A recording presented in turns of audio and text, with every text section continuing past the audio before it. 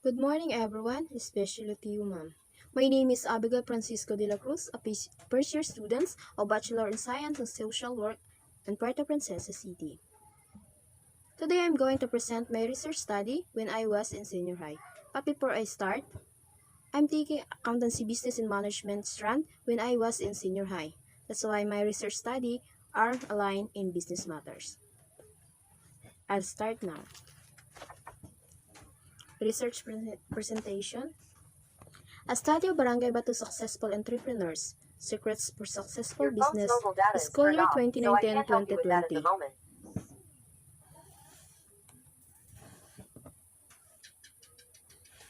Abstract. This study wants to pursue the following statement: to know the secrets behind the successful business in Batutaytay, Palawan, and how they preserve and continue its legacy. For Chapter 1, Background of Study. A business is defined as organization or enterprising entity engaged in commercial, industrial, or professional activities.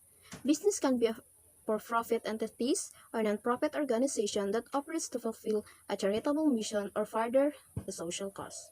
The term business also refers to organized efforts and activities of individuals to produce and sell goods and services for profit. Business range in scale from sole proprietorship to an international corporation. Several lines of theory are engaged with understanding business administration, including organizational behavior, organization theory, and strategic management, according to Investopedia 2019. However, some people have thought that business is not for them because they didn't know a thing about it. But when they build a business, it grows. It's a bit irony, right? But what is really a secret for success? Is there really a right ingredients for a business in order to succeed? Anyone wants a success for the business, but still finding for a right ingredients that should be mixed in reaching it.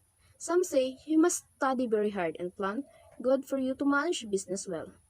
There's a secret for success to them, but after venturing into a business, it didn't reach a half of success.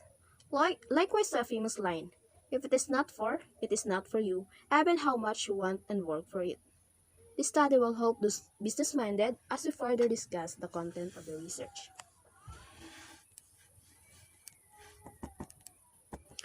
Purpose of the study. The purpose of the study is to know the secrets of being successful in business of some entrepreneurs in Batutaytay, Palawan, and make it as a guide and inspiration for those who want to build their own business, especially for ABM students and those who are business-minded learners who wanted to put a business after graduation on their 12th grade. This might be a preparation for it, especially if you want to save for your tuition on college.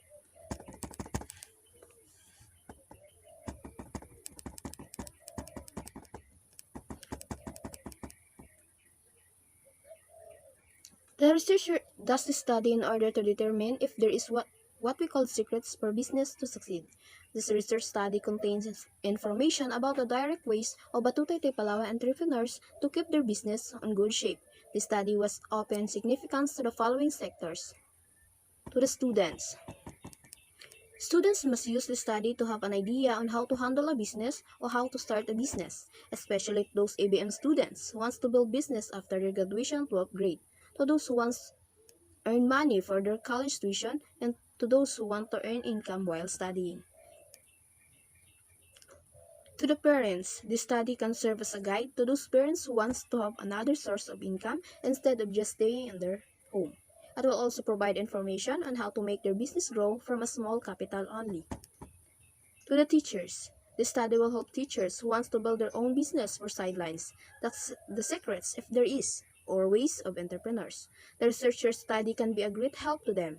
They can also recommend the study to those who are business-minded people. To the future researcher, the study is a big help for them to identify the different secrets to make a business successful. It will also serve as a guide information on the connection of the study they conduct. Scope and elimination of the study. Topic: the coverage of the study is about the secrets of Batutaytay Palawan successful entrepreneurs in making their business stay operates. The study does not cover any possible study that will be linked to the research study. Place. The study conducted at Batutaytay, Palawan. Respondents. The research survey will be answered by the chosen successful entrepreneurs of Batutaytay, Palawan. Date of survey. This research was conducted from month of January to March 2020.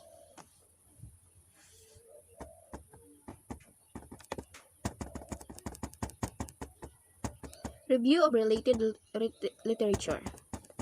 During the first decades of the last century, small business was both a vehicle for entrepreneurship and source of employment and income. This is an era in which Schumpeter conceived the history of economic development.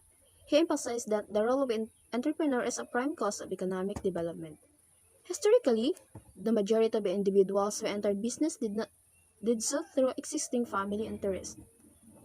But in the light of personality, an emerging view held by economists is the particular traits characterize the successful entrepreneurs. Process that there is not just one kind of person who has the potential to succeed as an entrepreneur. Rather, there are four types: the personal achiever, the empathic salesperson, the expert idea generator, and the real manager. The psychological characteristics used to describe successful entrepreneurs have frequently included the need for achievement, propensity for risk-taking, personal and interpersonal values, and innovativeness. According to Brandstater, there are many reasons why many businesses failed with the first 5 years because of misfit personality structure and lack of general business management skills in planning. A chronic problem facing many small businesses is lack of funds to establish them on a sound and stable financial footing.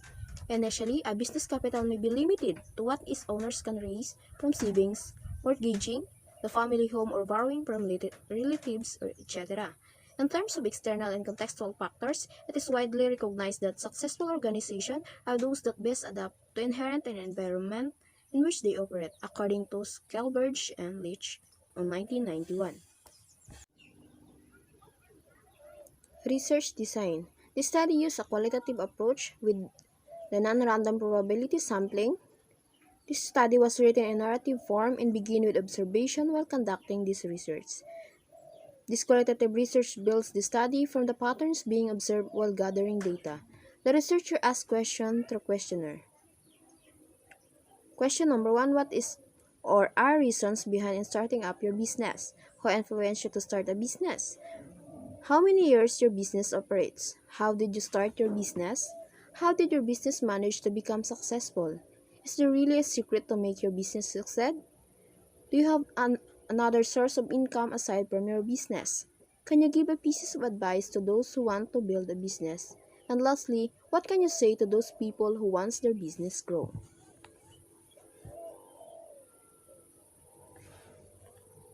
Respondents of the study. The respondents are 10 sample of Batutaytay, Palawan successful entrepreneurs which they answer the given question through questionnaire. Locale of the study. Out of 31 barangays of Municipality of Taytay, Palawan, Barangay Bato is the chosen one that will be location of research. In 2010, Taytay has a population of 70,737 and has a land lot of 125,768 in hectares.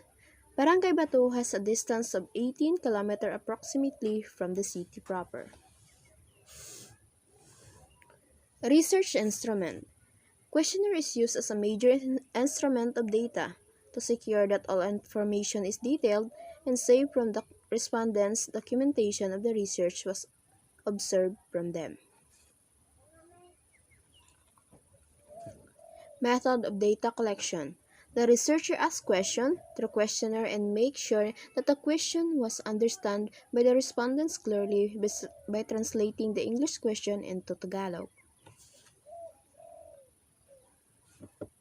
The questionnaire was personally managed by the researcher to the respondents.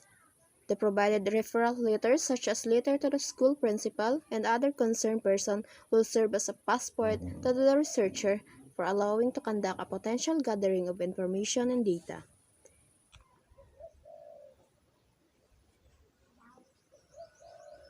Sampling design. The researcher selected the open sampling, where the researcher asked a question to different respondents and let the respondents answer the questionnaire freely. The non-random method using the survey questionnaire was used in this research study. The research population consists of 10 successful entrepreneurs in Bato. Only students and teachers who respond in this survey are included in the study to analyze. For the research paradigm,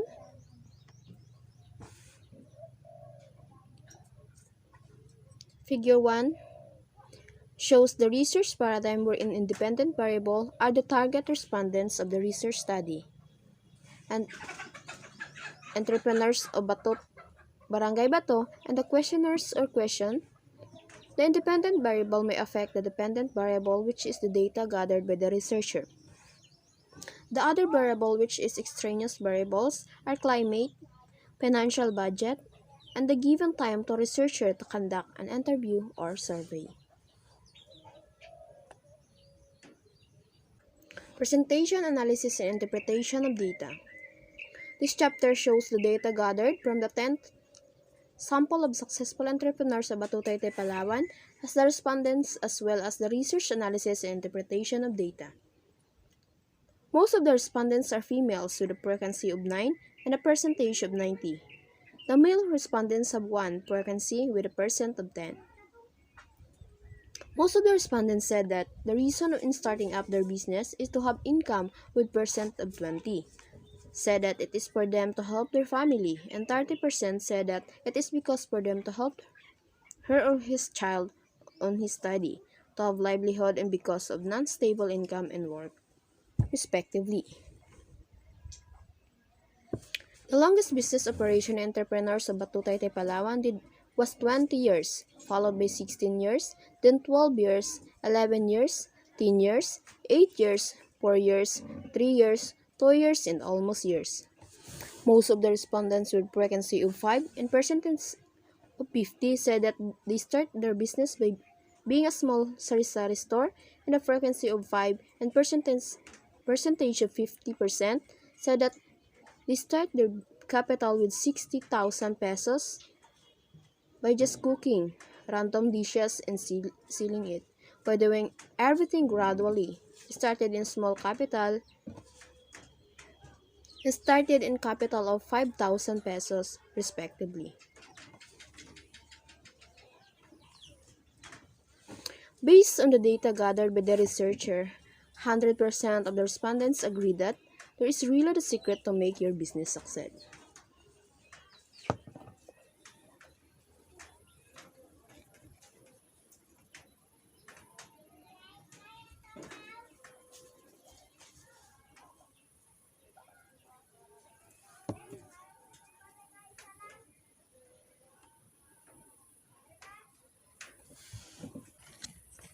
Summary, conclusion, and recommendation. Summary of findings. Successful business is now in every part of Bato, Taytay, Palawan, along with the known successful entrepreneurs that have said Barangay Bato can be proud of. All of the respondents believe that there is really a secret for a business in order to succeed. As a researcher gets deeper, they ask for some pieces of advice to those who want to build a business. The respondents gave and said one must do not spend his or her capital to remain business alive. Spend only the income. Be honest to all and have enough knowledge on how to manage a business. Perseverance and have positive mind. Save money to have enough capital and focus on your business along with staying with positivity in life. The researcher also asked on what could those who wants their business grow. They said, a business must stay a business. Do not lead into microfinance while you are at it. Avoid vices. Love your work. Have faith in God because He is full of grace, and do not lend your money. Have another source of income. Be industrious and wise, and always work hard for everything you want. Conclusion. Based on the findings of researcher, there is really a secret to have a successful business as an entrepreneur. Each one of us have it. It depends on how you are going to make it as your strength. Pursue everything you to be and always put an effort and work hard in reaching it. Because in life, There's always a fruit for your hard work. Success may seem means everything, but always bear in mind to always put your feet on ground. Recommendation to the students. Do not settle in business without a knowledge about it. It may take a big risk and may result to failure. Earning while studying is good, but it takes a lot of venture into a business to make sure everything will worth it. Take a plan first. To the parents, having another source of income is a big help to a family in sustaining their everyday needs. Plan now and make your own secrets of successful business. To the teachers, they should use as a guide to be applied if they want to have their own, because have sidelines is pretty good and a great help. All they have to do is work hard for it. To the future researcher, this study determined the secrets of being successful to some entrepreneurs in business matters.